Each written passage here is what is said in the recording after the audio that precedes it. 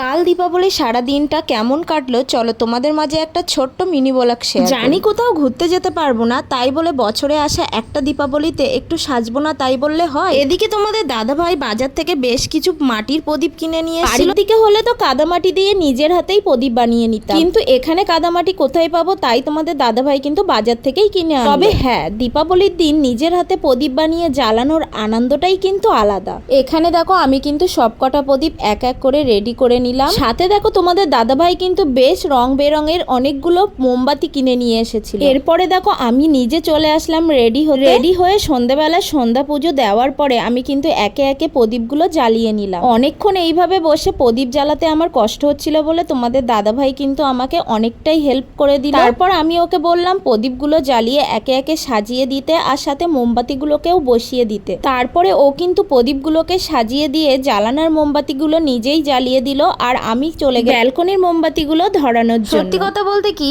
দীপাবলির দিন চারিদিকে যেখানে এত আলো ঝলমল করছে সেখানে নিজেদের রুমটা একটু সাজিয়ে না তুললে হয়? পুজোয় কোথাও বার হতে পারিনি ঠিকই, তবে নিজের রুমটাকে এত সুন্দর আলো ঝলমলে দেখে নিজের মধ্যে পুজো আনন্দ চলে এসেছিল। তারপরে দেখো দুজনে মিলে অনেকগুলো চরকিবাজি ফাটালাম, খুব আনন্দ করলাম। তবে কি ছোটবেলা থেকে আমি কিন্তু বাজির প্রতি একটু ভয়ই পাই। ওভারঅল সব মিলিয়ে কিন্তু আমাদের দীপাবলিটা বেশ ভালোই কাটলো।